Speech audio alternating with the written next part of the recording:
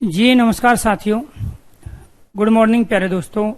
जय हिंद, वंदे मातरम, राधे राधे। आज की जो हमारी क्लास है उसमें टॉपिक रहेगा सर्वनाम।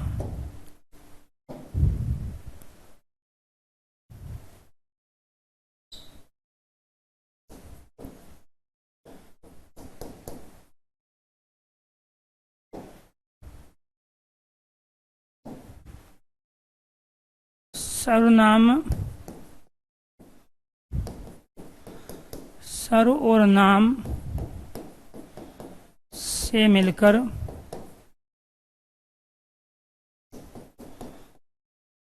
बना शब्द है।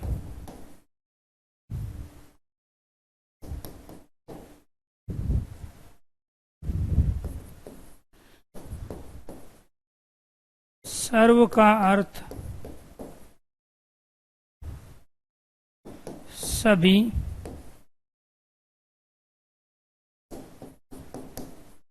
नाम का अर्थ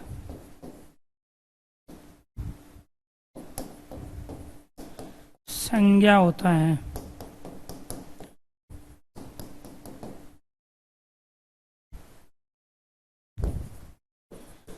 जो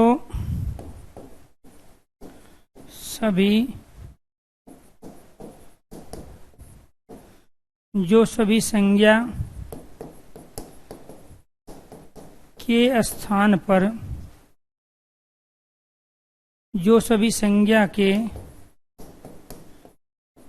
स्थान पर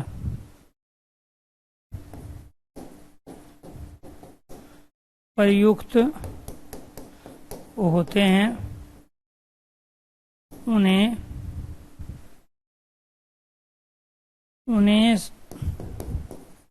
सर्वनाम कहते हैं।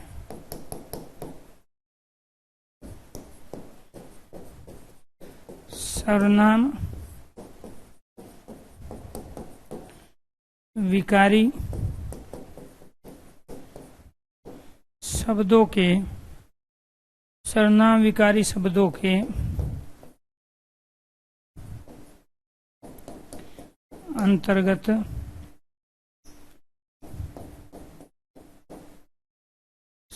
विकारी शब्दों के अंतर्गत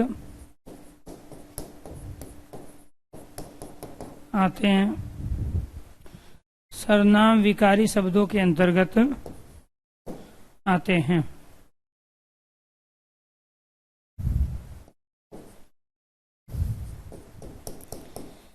सर्वनाम का अपना लिंग नहीं होता, बल्कि इनके लिंग का निर्धारण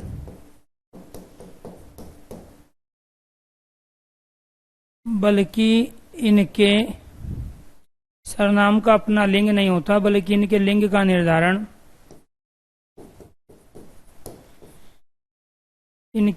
निर्धारण क्रियापद से किया जाता है। इनके लिंग का निर्धारण क्रियापद से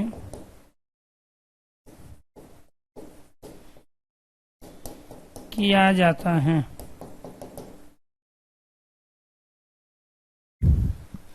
क्रियापद से किया जाता है।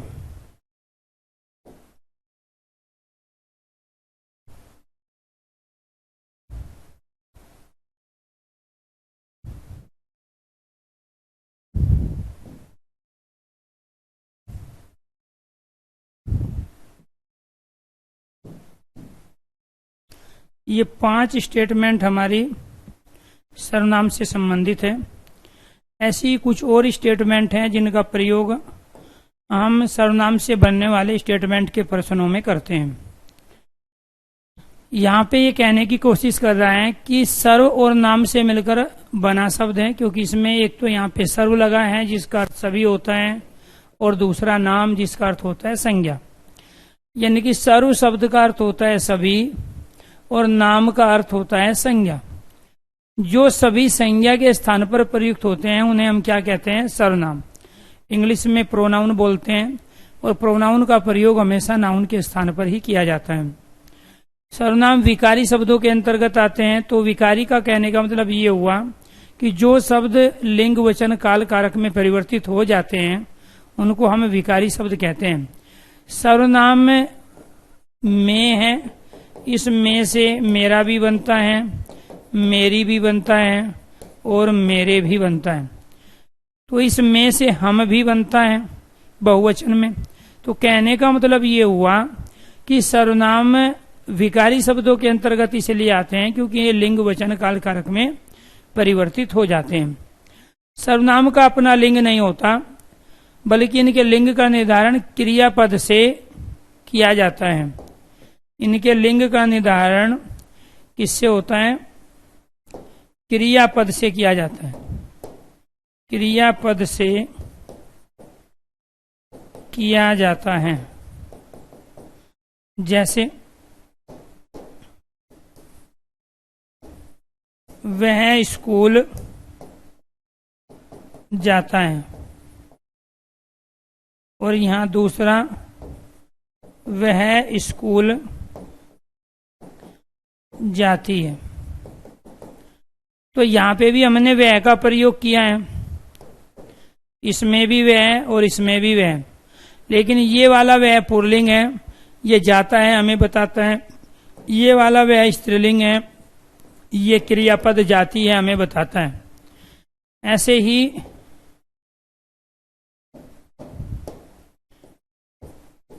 मैं फिल्म देखना चाहता हूं। तो ये चाहता हूं हमें बता रहे हैं, हमने यहां मैं का प्रयोग पुल्लिंग के लिए किया है। और मैं फिल्म देखना नहीं चाहती, तो वो चाहती हूं हमें बताएगा कि वो मैं क्या कहलाएगा? स्त्रीलिंग। तो आपको ये ध्यान रखना है कि जितने भी हमारे सर्वनाम हैं उनका समान रूप से पुल्लिंग और स्त्रीलिंग में हम प्रयोग कर लेते हैं। लेकिन हमें क्रिया से पता चलेगा कि कब हमने वो पुल्लिंग के रूप में प्रयोग किया और कब हमने स्त्रीलिंग के रूप में प्रयोग किया। इसलिए सर्वनाम का अपना खुद का लिंग नहीं होता, बल्कि इनके लिंग का निर्धारण वाक्य में दिए गए क्रियापद से ही किया जाता है। अगर ये 5 स्टेटमेंट आपको समझ में आ गई है तो एक बार सारे स्टूडेंट ओके कीजिए, यस कीजिए, उसके बाद फिर आगे की कंडीशन समझिए। सर्वनाम दो तरह के सर्वनाम दो तरह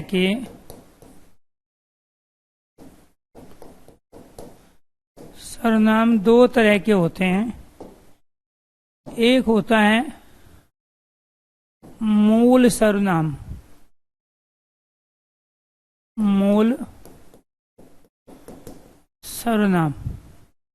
और दूसरे होते हैं यौगिक सर्वनाम। दूसरे क्या होते हैं? यौगिक सर्वनाम।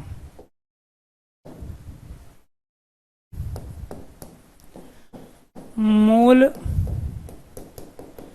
सर्वनाम की संख्या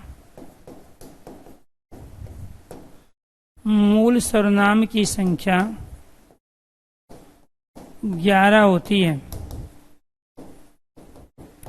मूल सर्वनाम की संख्या 11 होती है। कौन कौन से? मैं, तू, आप, यह, वह, कोई, कुछ, क्या, कौन, जो और सो।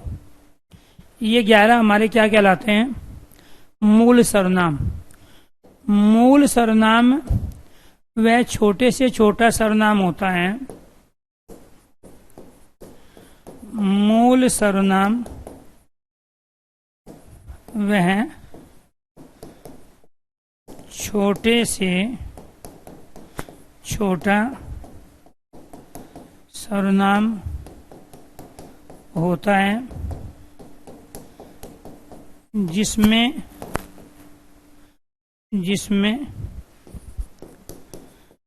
कारक चिन्ह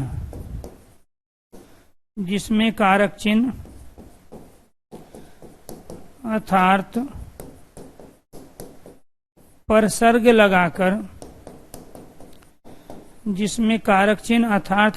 लगाकर यौगिक सर्वनाम जिसमें कारक चिन्ह अर्थात परसर्ग लगाकर यौगिक सर्वनाम बनाए जाते हैं।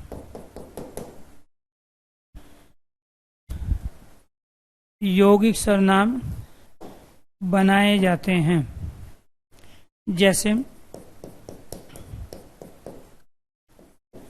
आप मूल सर्वनाम है। इस आप में आपने,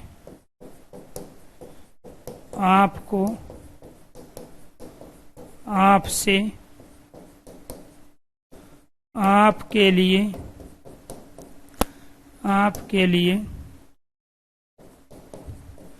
आपका, आपकी, आपके,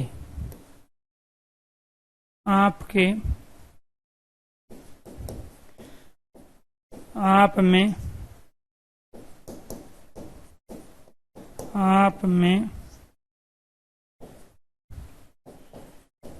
आप पे और आप पर, ये सारे हमने एक जो मूल सर्वनाम था उससे सारे यौगिक सर्वनाम बना लिए।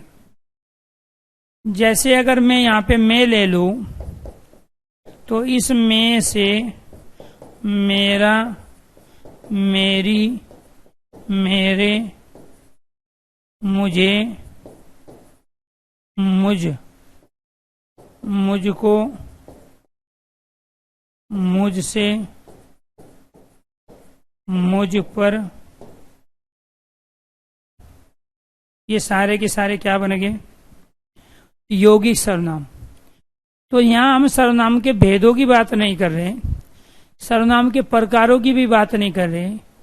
सर्वनाम के बारे में बताया गया है कि वे मूल और यौगिक के रूप में दो तरह के होते हैं। मूल सर्वनाम ये 11 होते हैं, 1, 2, 3, 4, 5, 6, 7, 8, 9, 10 और 1, 11। तो मूल सर्वनाम ये छोटे से छोटे सर्वनाम हैं। ऐसे इस तू से तुम्हारा, तुम्हारी, तुम्हारे, तुझे, तुम्हें बनता है। आपका ये है, ये ऐसे ये, इन्होंने, वैसे वे, उन्होंने। तो यहाँ पर इनसे हम बहुत सारे यौगिक सर्वनामों का निर्माण कर लेते हैं।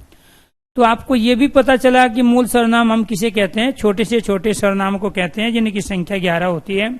सर्वनाम दो तरह के होते हैं, मूल सर्वनाम और यौगिक सर्वनाम। तो कितनी कंडीशन हो गई? 8 कंडीशन। 9वीं कंडीशन,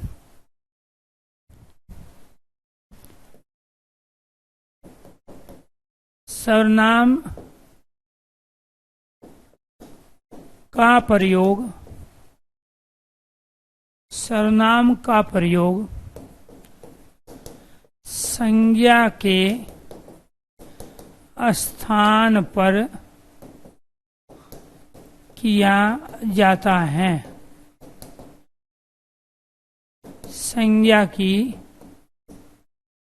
संज्ञा के स्थान पे किया जाता है, संज्ञा की तरह नहीं।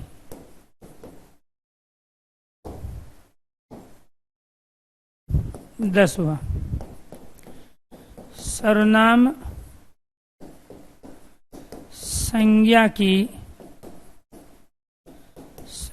संज्ञा की आवर्ती अर्थात पुनरावर्ती, इसको रिपीटेशन बोलते हैं। पुनरावर्ती को रोकते हैं।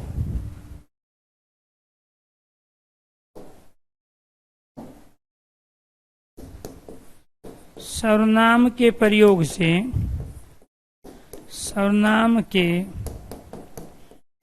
प्रयोग से वाक्य की सुंदरता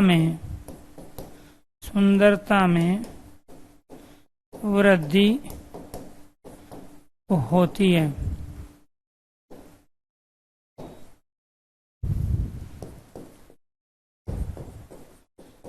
सर्वनाम के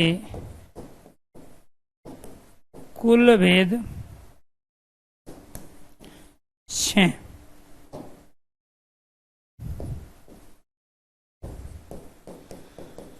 पुरुषवाचक सर्वनाम के प्रकार 3।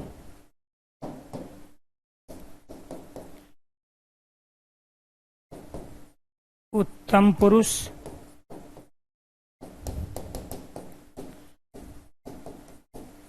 मध्यम पुरुष,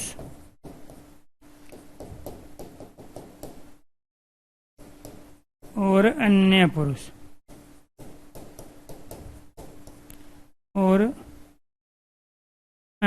पुरुष। उत्तम पुरुष के अंतर्गत मैं और हम का प्रयोग करते हैं।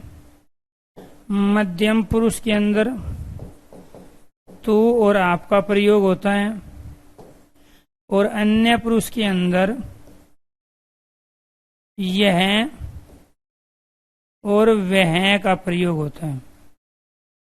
तो यहाँ आपको ये ध्यान रखना है कि सर्वनाम का प्रयोग संज्ञा के स्थान पे होता है, संज्ञा की तरह नहीं। कई बार स्टेटमेंट दी जाती है कि निम्नलिखित में से सर्वनाम से संबंधित असत्य या गलत कथन कौन सा है, असंगत कथन कौन सा है, या सर्वनाम से जो कथन मेल नहीं खाता वो कौन सा है। और वहां 4 स्टेटमेंट दी जाएगी, आप उनको एक बार ध्यान से सुनना।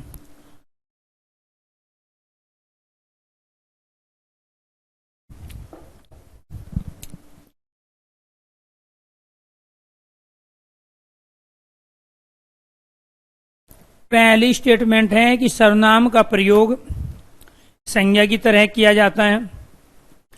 सर्वनाम अविकारी शब्द होते हैं।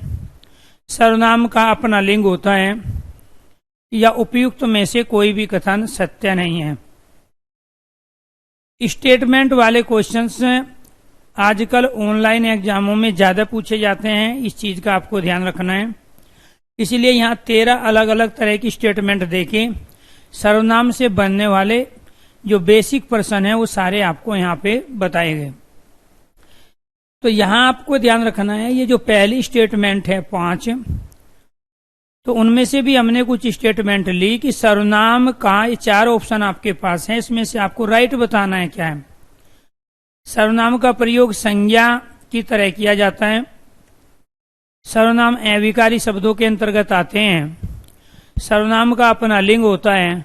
इनमें से कोई भी कथन सत्य नहीं है, ये चौथा स्टेटमेंट है। तो राइट आंसर क्या हुआ? 4th।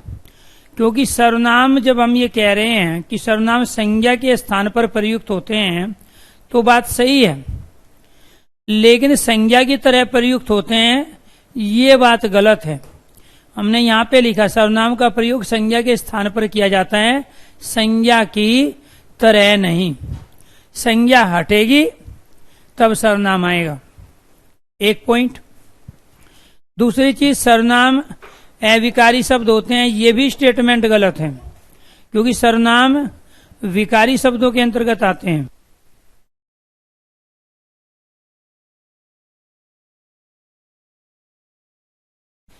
तो सर्वनाम विकारी शब्दों के अंतर्गत आता है, अविकारी के अंतर्गत नहीं आता है। फिर सर्वनाम का अपना लिंग नहीं होता। मैंने स्टेटमेंट दी सर्वनाम का अपना लिंग होता है, तो सर्वनाम का अपना लिंग नहीं होता, बल्कि क्रियापद से ही हमें पता चलता है कि ये मैं पुल्लिंग है या स्त्रीलिंग। हमें जाता से पता चलता है, जाति से, कि वह का प्रयोग कब पुल्लिंग में हुआ और वह का प्रयोग कब स्त्रीलिंग में हुआ। इसके बाद आपको ये ध्यान रखना है सर्वनाम दो तरह के होते हैं, मूल सर्वनाम और यौगिक सर्वनाम। मूल सर्वनाम में वे छोटे से छोटे सर्वनाम होते हैं जिनकी संख्या 11 है। इन्हीं 11 सर्वनामों में कारक चिन्ह अर्थात परसर्ग लगाकर हम अनेक यौगिक सर्वनाम का निर्माण कर लेते हैं। जैसे फॉर एग्जाम्पल, कर्ता ने कर्म को करण से के द्वारा संप्रदान के लिए संबंध का, की और के, अधिकरण में, पे और पर। हमने ये जो लास्ट में इसमें लगाए हैं ये सारे के सारे कारक चिन्ह है जिसका दूसरा नाम प्रसर्ग भी होता है। तो इनको हम कारक चिन्ह भी कहते हैं, इन्हीं को हम प्रसर्ग भी कहते हैं। तो इन्हीं मूल सर्वनामों में हमने प्यारे दोस्तों यहाँ पे संबंध का, की, रे, रा और री। तो इस में रे, रा और री लगा के मेरा, मेरी और मेरे बना लिया। और ये सारे के सारे क्या कहलाए? यौगिक सर्वनाम। सर्वनाम संज्ञा की आवर्ती या पुनरावृत्ति को रोकते हैं। सर्वनाम के प्रयोग से वाक्य की सुंदरता में वृद्धि होती है। अगर मैं ये सेंटेंस प्रयोग करूं कि महात्मा गांधी का जन्म पोरबंदर गुजरात में हुआ, महात्मा गांधी की प्रारंभिक शिक्षा गांव में हुई, महात्मा गांधी 1917 से दक्षिण अफ्रीका से भारत वापस लौटे, महात्मा गांधी ने 1920 में असहयोग आंदोलन चलाया और महात्मा गांधी ने 1942 में भारत छोड़ो आंदोलन चलाकर देश को आजादी दिलाई। मैंने 5 सेंटेंस लिए और पांचों के पांचों में मैंने एक कॉमन संज्ञा प्रयोग की, महात्मा गांधी, महात्मा गांधी। लेकिन अगर हम यहाँ पर इन सेंटेंस में सुंदरता लाना चाहते हैं, वाक्य की सुंदरता को बढ़ाना चाहते हैं और बार बार संज्ञा के रिपीटेशन को रोकना चाहते हैं, तो हम इनके स्थान पर सर्वनाम का प्रयोग करते हैं। जैसे पहले सेंटेंस में हमने प्रयोग किया, महात्मा गांधी का जन्म पोरबंदर गुजरात में हुआ। तो महात्मा गांधी संज्ञा शब्द आ गए। फिर इनकी प्रारंभिक शिक्षा गांव में हुई। ये दक्षिण अफ्रीका से भारत वापस लौटे। इन्होंने 1920 में असहयोग आंदोलन चलाया। इनके द्वारा 1942 में भारत छोड़ो आंदोलन चलाकर देश को आजादी दिलाई। अब आपको ये ध्यान रखना है, पहले सेंटेंस में हमने महात्मा गांधी का प्रयोग, दूसरे सेंटेंस में महात्मा गांधी के स्थान पर इनकी, तीसरे सेंटेंस में ये, चौथे सेंटेंस में इन्होंने, चौथे सेंटेंस में इन्होंने और पांचवें सेंटेंस में इनके द्वारा शब्द का प्रयोग हुआ। तो ये आपको ध्यान रखना था कि यहां पर गांधी, इनकी, ये, इन्होंने और इनके द्वारा, ये सब संज्ञा के स्थान पर ही आए। इससे 2 फायदे हुए, एक तो संज्ञा की आवर्ती को रोक दिया गया और दूसरा सेंटेंस में अर्थात वाक्य की सुंदरता में वृद्धि हो गई। बार बार एक ही संज्ञा का अगर हम प्रयोग करेंगे तो उससे वाक्य की सुंदरता नहीं बढ़ती है, बल्कि एक ही शब्द को रिपीट करने से सुंदरता भंग होती है। सर्वनाम के कुल 6 भेद होते हैं। उनमें से एक होता है पुरुषवाचक सर्वनाम, जो कि 3 प्रकार का होता है और उन 3 प्रकार में हम उत्तम पुरुष, मध्यम पुरुष और अन्य पुरुष का प्रयोग करते हैं। फर्स्ट पर्सन, सेकंड पर्सन और थर्ड पर्सन में उत्तम पुरुष है एक वचन, हम बहुवचन में प्रयोग होता है उत्तम पुरुष में। मध्यम पुरुष सेकंड पर्सन में तू और आप, और अन्य पुरुष से यह और वह। इसी में से हम अनेक यौगिक सर्वनाम बना लेते हैं, मेरा, मेरी, मेरे, मुझे, मुझको, मुझ में। ऐसे ही हमसे, हमारा, हमारी, हमारे, हमें। तुझसे, तुम्हारा, तुम्हारी, तुम्हें, तुझे, तुझको। आपसे, आपने, आपको, आपके, आपकी, आपके। यह से ये, वह से वे, यह से इन्होंने और वह से उन्होंने, ये सारे के सारे हमारे क्या बन जाते हैं? यौगिक सर्वनाम। तो ये तमाम स्टेटमेंट के बारे में आपने यहां चीजों को समझा। इसके बाद में इस टॉपिक को लेके चलते हैं डिटेल से, और वो है सर्वनाम के भेद। सर्वनाम के कितने भेद होते हैं? 6 भेद होते हैं। इन 6 भेदों में एक भेद होता है हमारा पुरुषवाचक या पुरुषवाची सर्वनाम। दूसरा भेद होता है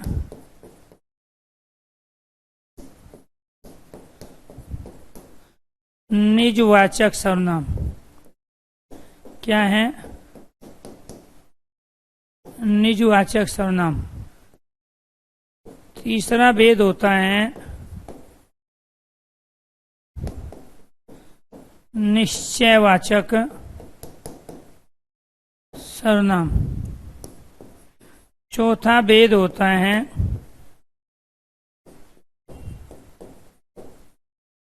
अनिश्चयवाचक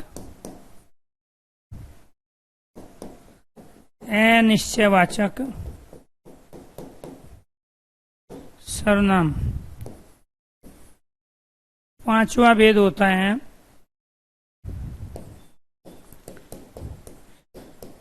प्रश्नवाचक सर्वनाम। और छठा भेद होता है संबंधवाचक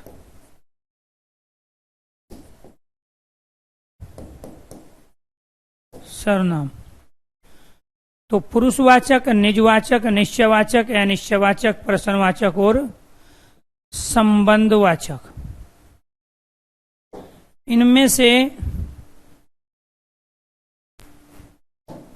जो पुरुषवाचक सर्वनाम होता है में तू, आप, यह और वह। निजवाचक सर्वनाम में आप का प्रयोग जब स्वयं, स्वतः, खुद और अपने आप, खुद और अपने आप की सेंस में हो तो वो निजवाचक सर्वनाम कहलाता है। निश्चयवाचक सर्वनाम का प्रयोग हम यह के रूप में करते हैं निकट के लिए, और वह के रूप में करते हैं दूर के लिए। अनिश्चयवाचक सर्वनाम में हम कोई का प्रयोग करते हैं एक वचन में, कई का प्रयोग करते हैं बहुवचन के लिए, और एक करते हैं कुछ का प्रयोग। प्रश्नवाचक सर्वनाम के अंतर्गत हम क्या का प्रयोग करते हैं निर्जीव के लिए,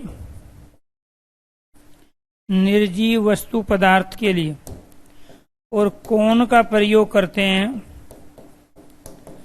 सजीव के लिए।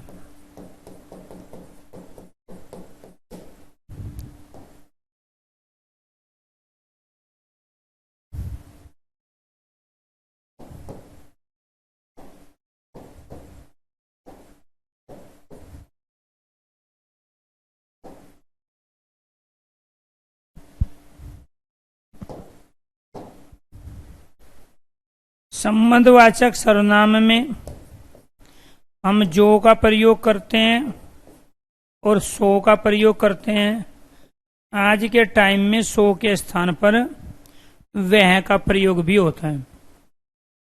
तो प्यारे दोस्तों, आपको ये ध्यान रखना है, सर्वनाम के 6 भेद होते हैं।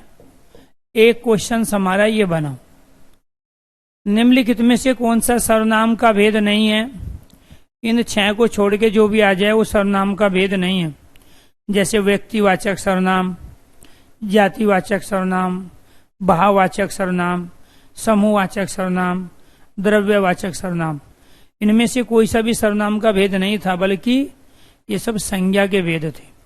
कई बार वो संज्ञा के भेदों को सर्वनाम के अंदर और सर्वनाम के भेदों को संज्ञा के अंतर्गत मिक्स कर देता है, और वो पूछेगा कि निम्नलिखित में से कौन सा संज्ञा का भेद नहीं है, कौन सा सर्वनाम का भेद नहीं है। तो यहाँ व्यक्तिवाचक, जातिवाचक, भाववाचक, समूहवाचक और द्रव्यवाचक संज्ञाएं होती है, लेकिन सर्वनाम नहीं होता।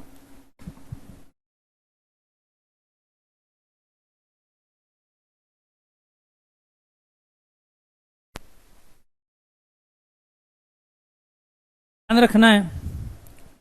दूसरी चीज, यहाँ पे जो दिए गए 6 भेद हैं, अगर इनमें से आता है तो सर्वनाम के भेदों के अंतर्गत हैं। कई बार विशेषणों के भेद, जैसे गुणवाचक सर्वनाम दे देगा, तो गुणवाचक विशेषण होता है, सर्वनाम नहीं होता है। तो विशेषण के भेद संज्ञा के भेदों को जब इसमें मिला देगा, मिक्स कर देगा, तो वो भेद नहीं है। इसीलिए ये भी एक प्रश्न बनता है। फिर इसको दे के इनको पूछ लेगा, या फिर इनको दे के इसको पूछेगा। आपसे कहेगा कि कोई बताइए किस प्रकार का सर्वनाम है, तो यहां से क्या पूछा गया आपसे? कोई। 4 ऑप्शन देगा, निश्चयवाचक, अनिश्चयवाचक, प्रश्नवाचक और संबंधवाचक। तो राइट आंसर कोई क्या है? अनिश्चयवाचक। फिर आपसे पूछेगा निम्नलिखित में से पुरुषवाचक सर्वनाम बताइए क्या है। 4 ऑप्शन देगा, मैं, इसके बाद कोई, क्या और जो। तो जब आपको मैं दे दिया, कोई दे दिया, क्या दे दिया और जो दे दिया, तो पुरुषवाचक सर्वनाम में क्या आएगा? मैं। फिर आपसे क्वेश्चन पूछा जाएगा कि निर्जीव वस्तु, व्यक्ति, पदार्थ के लिए किस सर्वनाम का प्रयोग किया जाता है। 4 ऑप्शन मिलेंगे, कोई, कहीं, क्या और कौन।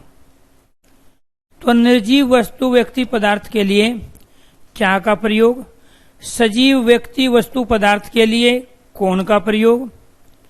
फिर आपसे पूछेगा निकटता को बताने के लिए किसी भी वस्तु, पदार्थ की किस सर्वनाम का प्रयोग किया जाता है।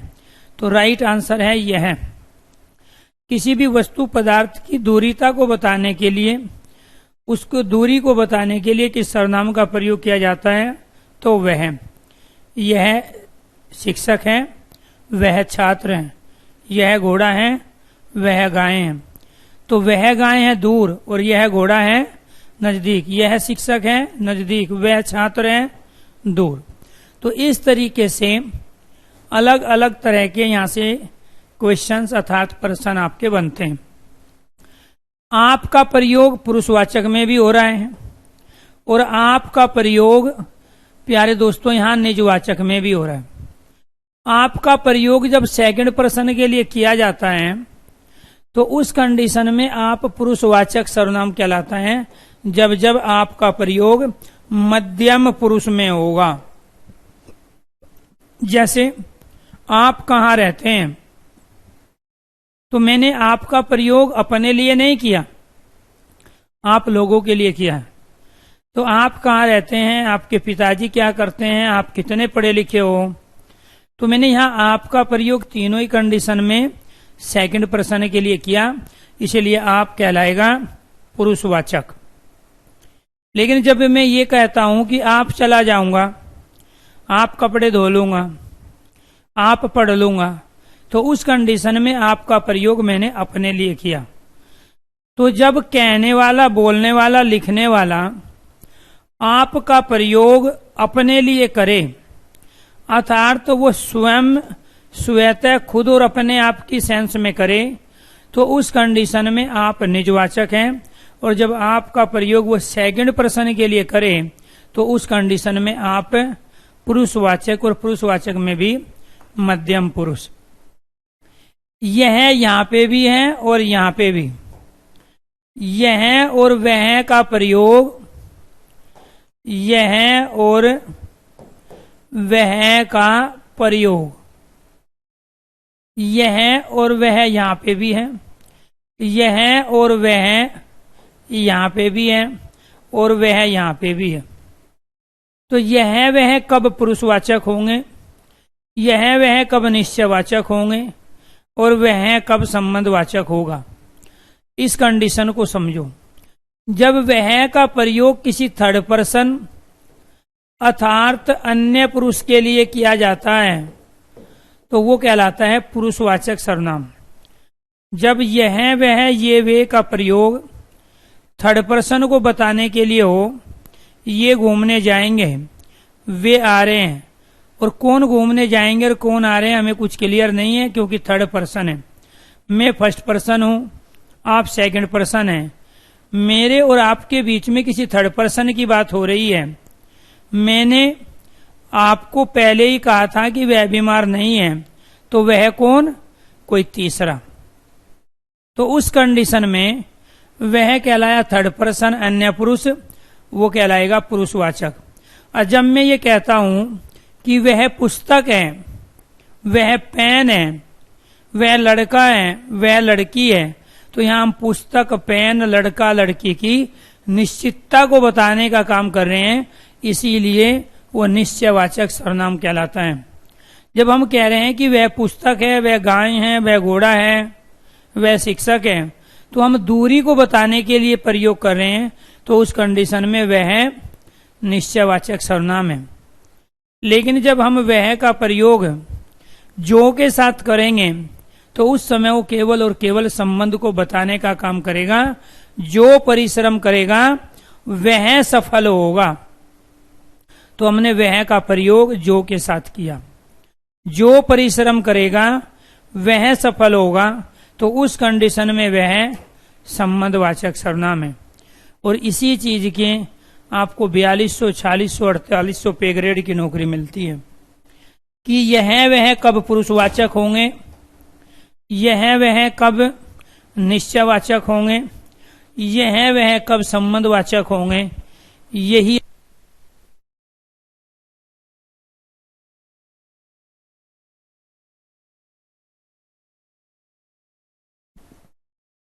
क्लियर।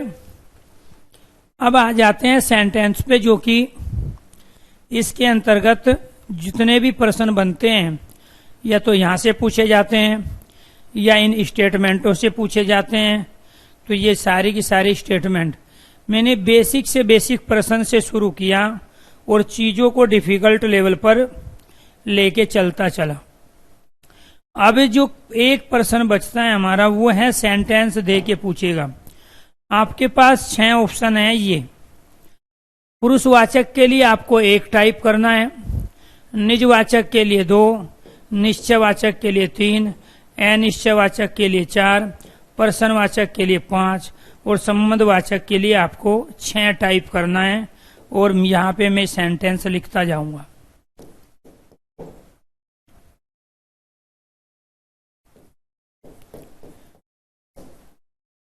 मैं घर जा रहा हूं।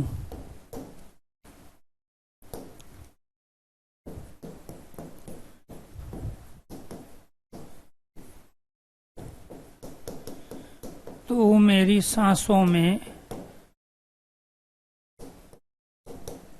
बसता है।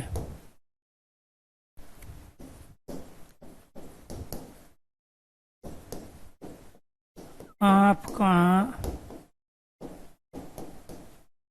रहते हो?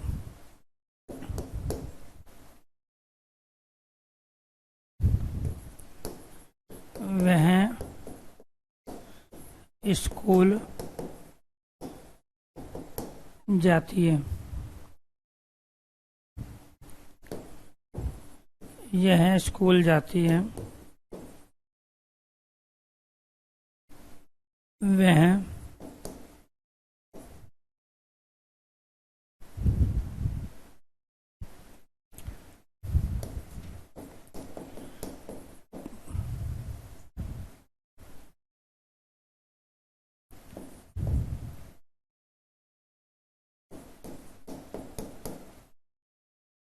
वह कॉलेज जाता है।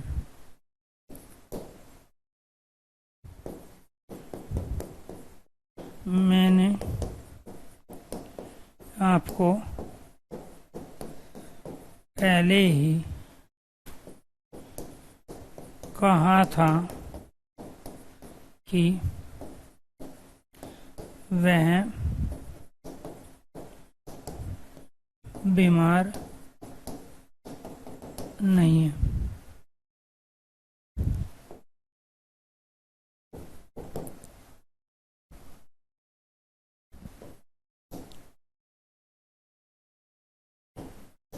हमें अपने बिस्तर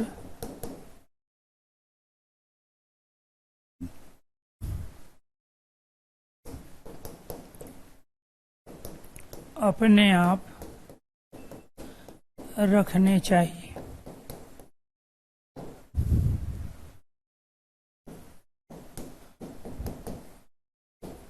पानी स्वतः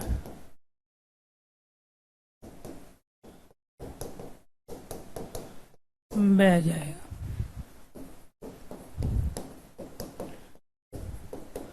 अपना काम स्वयं करो।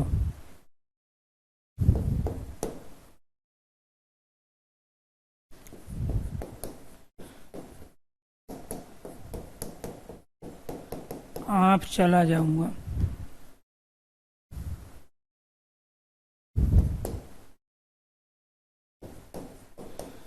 अपने कपड़े खुद धोता हूँ।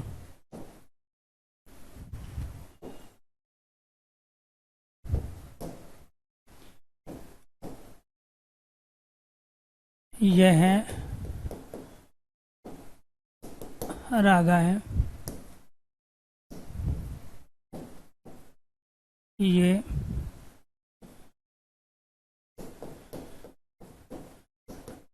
अरुण है।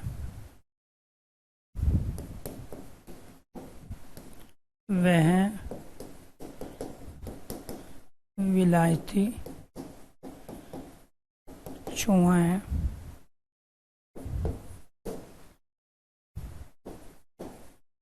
यह काली गाय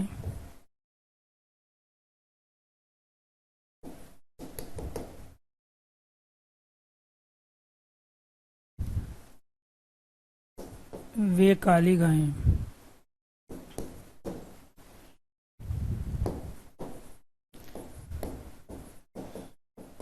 यह लड़का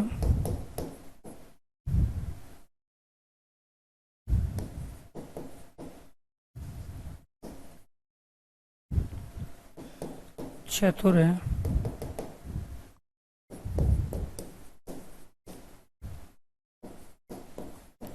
वह लड़की चालाक है।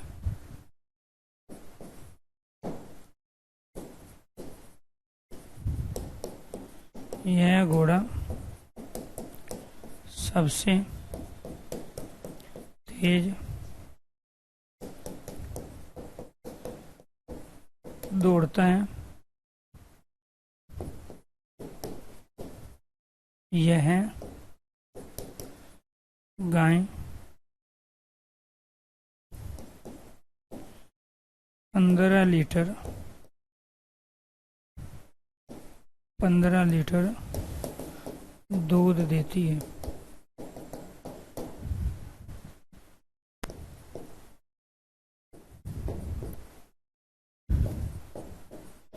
ये लड़की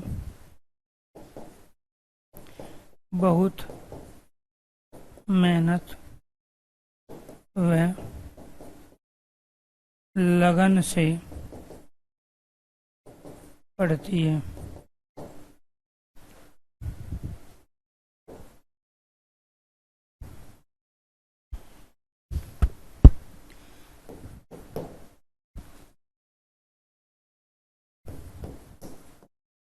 सड़क पर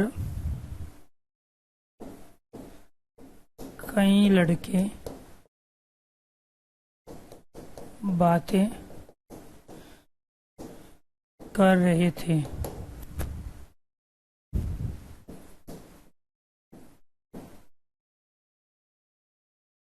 घर पर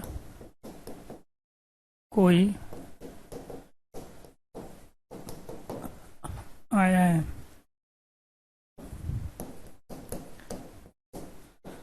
दाल में कुछ काला है।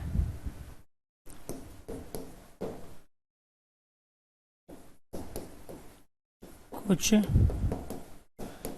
दे दो।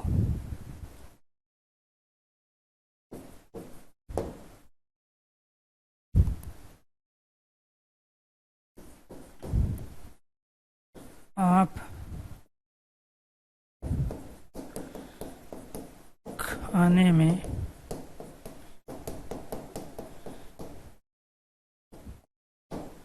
क्या लोगे?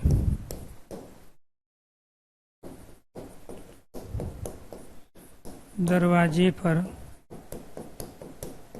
कौन खड़ा है?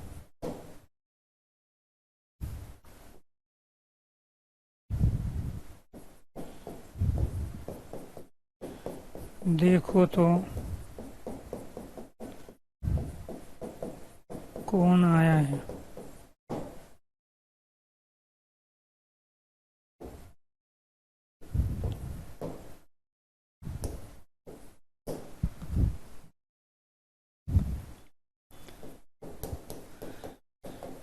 जो परिश्रम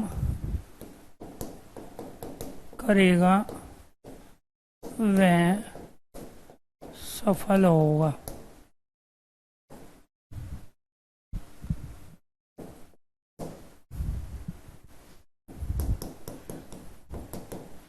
जो बोएगा वह काटेगा।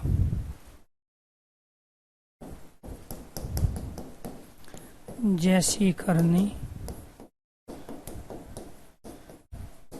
वैसी भरनी।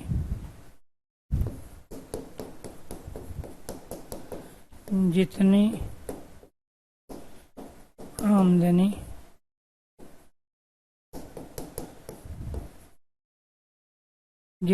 आमदनी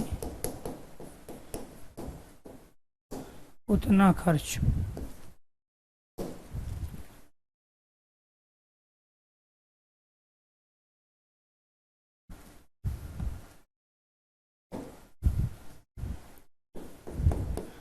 जो सोएगा वो खोएगा।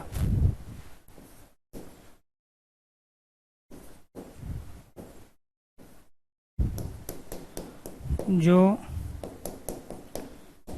जागेगा वह पाएगा। यह राधा की कार है। वे सोहन के दादाजी हैं। चलो जी, ये 35 सेंटेंस हैं और उन 35 सेंटेंस के लिए आपको मिले हैं 6 ऑप्शन। और उन 6 ऑप्शनों में पुरुषवाचक, निजवाचक, निश्चयवाचक, अनिश्चयवाचक, प्रश्नवाचक और संबंधवाचक सर्वनाम। प्रश्न संख्या 1, मैं घर जा रहा हूं। तो यहाँ पे सर्वनाम के रूप में मैं आया है। मैं आता है पुरुषवाचक में और पुरुषवाचक में भी है मैं उत्तम पुरुष। तू मेरी सांसों में बसता है। यहाँ पे 2 सर्वनाम है, एक तू और एक मेरी। तो यहाँ तू अपने आप में मध्यम पुरुष है, सेकंड पर्सन के लिए प्रयोग हुआ। मेरी यहाँ फर्स्ट पर्सन है, लेकिन सांसों में कौन बसता है? तू बसता है। तो सेंटेंस में क्रिया जिसके अनुसार आए उसी सेंटेंस में उस सर्वनाम की प्रधानता इंपोर्टेंस ज्यादा होती है और वो मुख्य अर्थात प्रमुख सेंटेंस कहलाता है। तो यहाँ पे तू अपने आप में मध्यम पुरुष है जो कि पुरुषवाचक सर्वनाम में आता है। आप कहाँ रहते हो, यहाँ क्वेश्चन मार्क लगा है तो इसका मतलब ये नहीं है कि ये प्रश्नवाचक सर्वनाम हो जाएगा। यहाँ आपका प्रयोग सेकंड पर्सन के लिए हुआ है। आप कहाँ रहते हो फर्स्ट पर्सन कहने वाला वक्ता लेखक है, सेकंड पर्सन के लिए आपका प्रयोग कर रहा है कि आप कहाँ रहते हो। तो यहाँ आप पुरुषवाचक और पुरुषवाचक में भी क्या है मध्यम पुरुष। यह स्कूल जाती है तो यह स्कूल जाती है मेरे और आपके बीच में बात हो रही है किसी थर्ड पर्सन के बारे में कि यह स्कूल जाती है या वे घूमने जा रही है। तो यहाँ यह अन्य पुरुष जो कि पुरुषवाचक का तीसरा भेद है, वह कॉलेज जाता है तो वह थर्ड पर्सन है। तो यहाँ पे ये दोनों के दोनों यह और वह अन्य पुरुषवाचक। मैंने आपको पहले ही कहा था कि वह बीमार नहीं है, तो जरूरी नहीं एक ही सेंटेंस में सारे भी प्रयोग हो सकते हैं। तो मैंने जो कहलाता है ये कहलाता है उत्तम पुरुष, आपको कहलाता है मध्यम पुरुष, ये क्या कहलाएगा मध्यम पुरुष, और वह कहलाएगा अन्य पुरुष। वह कौन, मेरे और आपके बीच में बात हो रही है कि मैंने आपको पहले ही कहा था कि वह बीमार नहीं है अर्थात थर्ड पर्सन। इसका मतलब ये हुआ कि ये सारे के सारे सेंटेंस हमारे पुरुषवाचक सर्वनाम से संबंधित हैं। इससे संबंधित हैं पुरुषवाचक सर्वनाम से संबंधित। नेक्स्ट, हमें अपने बिस्तर अपने आप रखने चाहिए। इसमें अपने आप का प्रयोग हुआ है और जहां अपने आप का प्रयोग, स्वतः का प्रयोग, स्वयं का प्रयोग, आप का प्रयोग, खुद का प्रयोग सेल्फ के लिए हो तो वे सारे के सारे क्या कहलाते हैं निजवाचक सर्वनाम। तो यहां से लेके यहां तक ये सारे के सारे सेंटेंस हमारे किसके हैं निजवाचक सर्वनाम के हैं।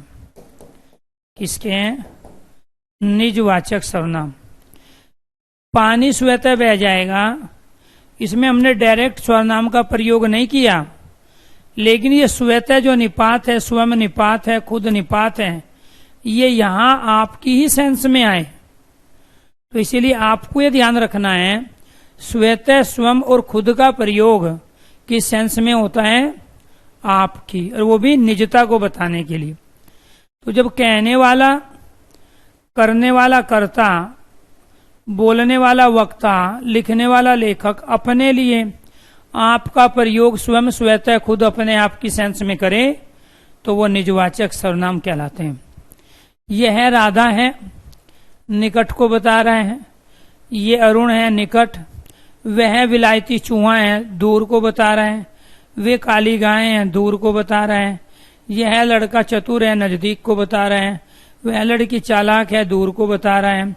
तो कुल मिला के बात यह है कि हमने यह है, वह, ये, वे का प्रयोग यहाँ निकटता और दूरी को बताने के लिए किया है किसी वस्तु की। और दूसरा यह राधा है, राधा के अलावा ये गीता, बबीता, सुनीता नहीं है। ये अरुण है, अरुण के अलावा ये कपिल, मनोज, किरण नहीं है। वह विलायती चूहा है, आपके घर का मोटे काले रंग का चूहा नहीं है, विलायती व्हाइट रंग का चूहा है। वे काली गाय है, काली के अलावा दूसरी गाय नहीं है। यहाँ वस्तु, व्यक्ति, पदार्थ की निश्चितता का ज्ञान हो रहा है। इसीलिए प्यारे दोस्तों, ये यहां से लेके यहां तक सारे के सारे निश्चयवाचक क्या है निश्चयवाचक सर्वनाम। निश्चयवाचक सर्वनाम वहां होता है जहां से किसी वस्तु, व्यक्ति की निश्चितता का ज्ञान हो। तो ये राधा के अलावा बबीता नहीं, ये राधा ही है, ये अरुण है, ये विलायती चूहा है, ये गाय, हमें पता चला है लड़का है, लड़की नहीं है, ये लड़की है, लड़का नहीं है। तो यहाँ पे इनकी निश्चितता का ज्ञान हुआ। तो जब भी यह, वह, ये, वे का प्रयोग किसी एक संज्ञा के साथ हो तो उस समय यह, वह, ये, वे निश्चयवाचक सर्वनाम का काम करते हैं। यहाँ एक संज्ञा राधा है, एक संज्ञा अरुण है, एक संज्ञा चूहा है, एक संज्ञा गाय है, एक संज्ञा लड़का है, यहाँ एक संज्ञा लड़की है। तो जब भी एक संज्ञा के साथ यह वह का प्रयोग हो तो उस कंडीशन में वो निश्चयवाचक सर्वनाम कहलाता है। निश्चयवाचक सर्वनाम की 3 कंडीशन है। जब यह वह का प्रयोग निकट और दूरी को बताने के लिए हो, जब यह वह का प्रयोग किसी वस्तु के निश्चितता का ज्ञान कराने के लिए हो, और जब यह वह का प्रयोग किसी मात्र एक संज्ञा के साथ हो तो उस कंडीशन में वे निश्चयवाचक सर्वनाम का ही काम करते हैं। यह घोड़ा सबसे तेज दौड़ता है, बहुत सारे घोड़े हैं, उनमें से किसी एक घोड़े की बात कर रहा है। यह गाय 15 लीटर दूध देती है, बहुत सारी गायें हैं, इसमें से किसी एक की ओर इशारा करके कहा जा रहा है कि ये वाली गाय है जो 15 लीटर दूध देते हैं। ये लड़की बहुत मेहनत व लगन से पढ़ती है, बहुत सारी लड़की है, लेकिन किसी एक लड़की की ओर इशारा करके कहा जा रहा है कि ये लड़की बहुत मेहनती व लगनशील है। इसी वजह से ये सर्वनाम ना होके ये सारे के सारे सार्वनामिक विशेषण होते हैं। विशेषण का एक भेद होता है सार्वनामिक विशेषण। तो इन सेंटेंस में यहाँ पे सर्वनाम के प्रयोग में ना आके ये घोड़े की, गाय की, लड़की की विशेषता को बताने का काम कर रहे हैं, इसीलिए ये सर्वनाम ना होके सार्वनामिक विशेषण कहलाते हैं। यह वह केवल सर्वनाम ही नहीं है, यह वह विशेषण का भी काम करते हैं। और जब जब सर्वनाम विशेषण का काम करें तो वे न तो निश्चयवाचक कहलाएंगे, न वे पुरुषवाचक कहलाएंगे, न वे संबंधवाचक कहलाएंगे, बल्कि वो सार्वनामिक विशेषण कहलाएंगे। तो किस तरीके से सर्वनाम से विशेषण बनते हैं, सर्वनाम से क्रिया बनती है, वो भी आपको सिखाना है। तो यहाँ इन तीनों सेंटेंस में 18 से लेके 20 तक इसमें यह वह ये, प्यारे दोस्तों, ये सर्वनाम नहीं है बल्कि ये विशेषण है। तो जब भी बहुतों में से किसी एक को अलग किया जाए, बहुतों में से किसी एक को छांटा जाए, अनेक में से किसी एक की विशेषता बताई जाए, उसके लिए जो हम यह वह ये वे सर्वनाम का प्रयोग करते हैं तो उस कंडीशन में सर्वनाम ना होकर सार्वनामिक विशेषण बन जाते हैं। तो ये बहुत सारे बच्चे गलती करेंगे, ठीक है, और यही यहाँ पे कॉन्सेप्ट आपको क्लियर करना है। सड़क पर कई लड़के बातें कर रहे हैं तो इसमें यहाँ कई है, तो ये 10 है, 15 है, 20 है, कुछ क्लियर नहीं हो रहा है। घर पर कोई आया है, मोदी, योगी, अमित शाह आया है, या कोई और है, रिश्तेदार, मेहमान है, पड़ोसी है, कुत्ता है, बिल्ली है, यहाँ पे कोई भी क्लियरिटी नहीं हो रही। दाल में कुछ काला है तो कुछ क्या है, कुछ क्लियरिटी नहीं हो रही है। कुछ दे दो क्या, पेन, कॉपी, किताब, कुछ क्लियरिटी नहीं हो रही है। कुछ काम करो तो क्या काम करे, कुछ क्लियरिटी नहीं हो रही है। इसलिए यहाँ से लेके यहाँ तक के सभी सेंटेंसों में हमने अनिश्चयवाचक सर्वनाम का प्रयोग किया है। तो ये कौन सा सर्वनाम है? अनिश्चयवाचक सर्वनाम है। आप खाने में क्या लोगे, तो इसमें प्यारे दोस्तों हमने यहाँ क्या का प्रयोग किया। दरवाजे पर कौन खड़ा है, तो आप खाने में जो भी लोगे निर्जीव लोगे, सजीव को उठा के खा नहीं जाओगे। दरवाजे पे कोई भी आएगा सजीव आएगा, कोई निर्जीव नहीं आएगा, ठीक है। देखो तो कौन आया, तो जो भी आएगा तो सजीव आएगा। तो क्या और कौन का प्रयोग इसमें हुआ है। क्या का प्रयोग निर्जीव, कौन का प्रयोग सजीव के लिए करते हैं। तो प्यारे दोस्तों ये प्रश्नवाचक शब्द प्रश्नवाचक सर्वनाम कहलाते हैं। प्रश्नवाचक सर्वनाम का काम यहाँ पे इन्होंने किया है। यहाँ प्रश्नवाचक चिन्ह जरूर लगेगा क्योंकि हमने प्रश्नवाचक शब्दों को ही सर्वनाम के रूप में इस्तेमाल किया है। तो ये क्या कहलाया आपका?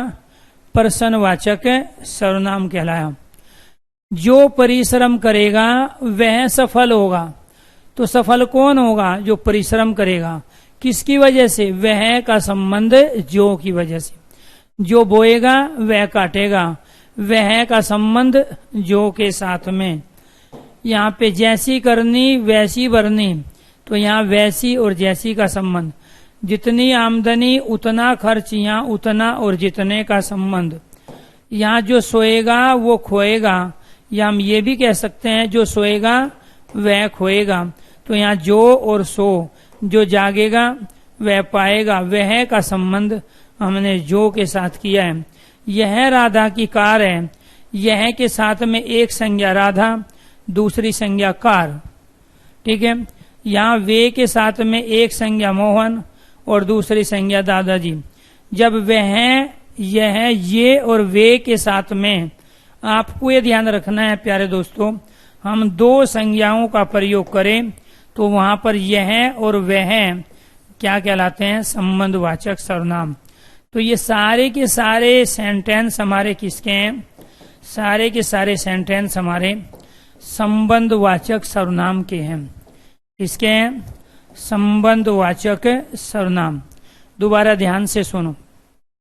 जब यह वह संज्ञा के स्थान पे आते हैं, ध्यान से देखना कंडीशन। जब यह वह प्यारे दोस्तों किसी संज्ञा के स्थान पे आते हैं, जैसे हम यहां प्रयोग कर रहे हैं, वह जा रहा है, वे घूमने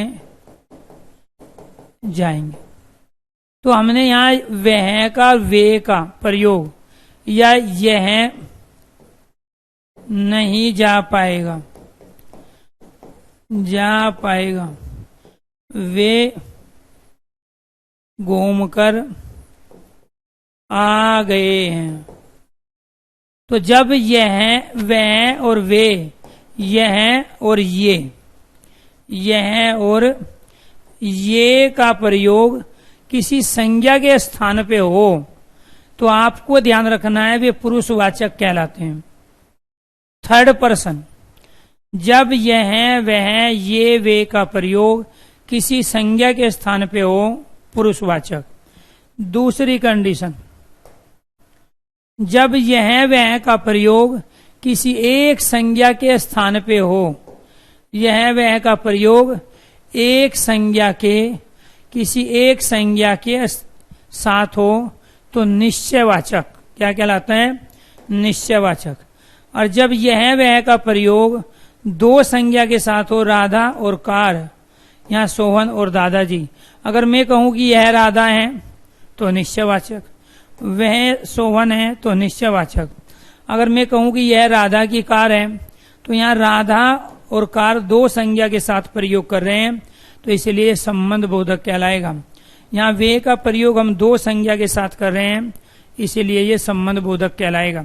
तो जब यह वह ये वे का प्रयोग संज्ञा के स्थान पे किया जाता है तो वो पुरुषवाचक, और पुरुषवाचक में भी अन्य पुरुष। जब यह वह ये वे का प्रयोग केवल और केवल एक संज्ञा के साथ हो तो वो निश्चयवाचक सर्वनाम होता है। जब यह वह ये वे के साथ में हम दो संज्ञा का प्रयोग एक ही सेंटेंस में एक साथ करें तो वो संबंधवाचक सर्वनाम का काम करता है। ये थी आपकी शॉर्ट ट्रिक। तो ये टॉपिक हो गया हमारा पूरा। उम्मीद करता हूं प्यारे दोस्तों कि आपको ये बहुत अच्छी तरीके से समझ में आ गया होगा। इसके बाद आपकी मंडे को क्लास होगी, कल मैं क्लास नहीं लूंगा, ठीक है। तो कल थोड़ा मुझे काम है, इसलिए मंडे को जो क्लास होगी उसमें टॉपिक कराएंगे विशेषण। कौन सा टॉपिक कराएंगे? विशेषण वाला टॉपिक कराएंगे, जो कि विकारी शब्द का तीसरा पार्ट है। एक संज्ञा, एक सर्वनाम, दो हमने कंप्लीट कर लिए, और तीसरा क्या? विशेषण। तो एक क्लास में ये विशेषण वाला टॉपिक हमारा कंप्लीट हो जाएगा, ये ध्यान रखना है। तो इनमें से किसी को भी कोई डाउट हो, किसी को भी किसी तरह की कोई दिक्कत हो तो आप पूछिए, क्योंकि हमने जो टॉपिक शुरू किया है वो बेसिक चीजों से शुरू किया है कि किस तरीके से सर्व और नाम में मिलकर सर्वनाम बना। सर्व का अर्थ सभी है, नाम का अर्थ संज्ञा है, जो सभी संज्ञाओं के स्थान पे प्रयुक्त किए जाते हैं सर्वनाम कहलाते हैं। सर्वनाम विकारी होते हैं, इनका अपना लिंग नहीं होता, क्रियापद से इनके लिंग का निर्धारण होता है। दो तरह के होते हैं, मूल और यौगिक। मूल सर्वनामों में संख्या पूछेगा आपसे, 11 होती है। मूल सर्वनाम छोटे से छोटे सर्वनाम को कहते हैं, इनमें कारक चिन्ह जोड़ के बहुत सारे हम यौगिक सर्वनाम बना लेते हैं। सर्वनाम का प्रयोग संज्ञा की तरह नहीं होता, केवल संज्ञा के स्थान पे होता है। संज्ञा हटेगी तो सर्वनाम आएंगे। सर्वनाम संज्ञा की आवृत्ति को रोकने का काम करता है, वाक्य की सुंदरता को बढ़ाता है। 2019 का जो इलेक्शन लड़ा गया था वो संज्ञा और सर्वनाम के बीच में हुआ था। एक तरफ से कहा गया मोदी चोर है, मोदी चोर है, मोदी चोर है। तो जब आप किसी का नाम लेके किसी की बुराई करोगे तो तमाम लोग, प्यारे दोस्तों, उस बात को ज्यादा वैल्यू नहीं देंगे, क्योंकि किसी भी बुराई नाम लेके नहीं की जाती है। उसके काम की बुराई हो सकती है, ठीक है, इनडायरेक्टली उसकी बुराई की जा सकती है, इनडायरेक्टली उसमें कमी निकाली जाती है। लेकिन जब भी उम्र में कोई बड़ा हो या कोई सम्मानित पद पे हो, अगर आप उसका नाम लेके उसको गाली दे रहे हो तो फिर वो आपका ही ओछापन माना जाता है। तो तमाम कांग्रेस पार्टी की तरफ से कहा गया कि मोदी चोर है, मोदी चोर है। बीजेपी की साइड से कहा गया कि इन्होंने 60 साल तक शासन किया, इन्होंने 60 साल तक शासन किया। पब्लिक ने समझा कि ये इन्होंने कौन थे। तो यानी कि इन्होंने अपने आप में सर्वनाम है और मोदी अपने आप में संज्ञा है। तो जब भी इलेक्शन होते हैं तो हमारे जैसे कुछ बुद्धिजीवी लोग स्लोगन बनाते हैं इलेक्शन लड़ने के लिए, और उन स्लोगन पर ही पूरा का पूरा इलेक्शन तय होता है। जैसे एक बार यूपी में सरकार इसी स्लोगन पे आ गई थी, इसी नारे पे, तिलक तराजू और तलवार जूते मारो इनको चार। लेकिन अगली बार फिर इसको प्रयोग किया गया तो हार गए। तीसरी बार फिर एक नया आया, हाथी नहीं गणेश है, ब्रह्मा विष्णु महेश है। तो कहने का मतलब ये हुआ, हर पार्टी के जब भी इलेक्शन होते हैं विधानसभा के या लोकसभा के, अपने स्लोगन होते हैं, अपने नारे होते हैं, अपने कुछ कथन सूक्ति और महत्वपूर्ण कुछ पंक्ति होती है, और उन्हीं पंक्ति से एक माहौल बनाया जाता है, एक होप तैयार किया जाता है। लेकिन उसके पीछे जो काम करते हैं वो आपके जैसे कुछ बुद्धिजीवी लोग काम करते हैं, जो उनको स्लोगन को बनाते हैं। अभी हाल फिलहाल इलेक्शन में एक नई परंपरा चली है, तो गाने, अपनी जो बड़ाई है, अपनी जो प्रशंसा है, वो गानों के माध्यम से हर पार्टी वाले करवाते हैं। तो प्यारे दोस्तों, 2019 का इलेक्शन सर्वनाम और संज्ञा के साथ हुआ था। तो वहां संज्ञा हार गई, सर्वनाम जीत गया। क्योंकि जो लोग कह रहे थे मोदी चोर है, मोदी चोर है, तो उनको नकारा गया, इसलिए क्योंकि आप किसी का नाम लेके बुराई नहीं करोगे, क्योंकि कोई भी दूध का धुला इन राजनीतिक पार्टियों में नहीं है। दूसरी तरफ से कहा गया कि इन्होंने 60 साल तक शासन किया इस देश पे, तो देश को क्या दिया। तो जो इन्होंने शब्द प्रयोग हुआ, उस इन्होंने से पब्लिक ने अपने आप निकाला कि ये इन्होंने कौन थे, अर्थात कांग्रेसी। तो सर्वनाम जीत गया, संज्ञा गई हार। तो इसीलिए सर्वनाम क्या करता है, वाक्य, सर्वनाम के प्रयोग से वाक्य की सुंदरता बढ़ती।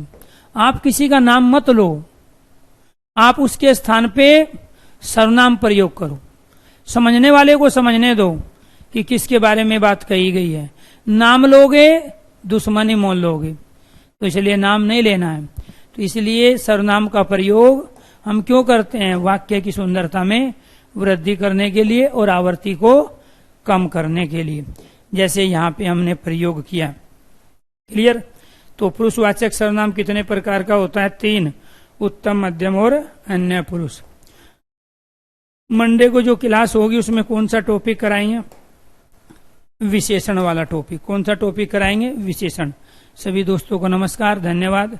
यूट्यूब की आज क्लास दोनों होगी जरूर, सिलेक्शन दरबार पे 8 बजे, 8 के नहीं 8:15 पहुंचूंगा, ठीक है। तो 8:15 से क्लास लूंगा सिलेक्शन दरबार पर, जिसमें 50 मिक्स क्वेश्चन करेंगे।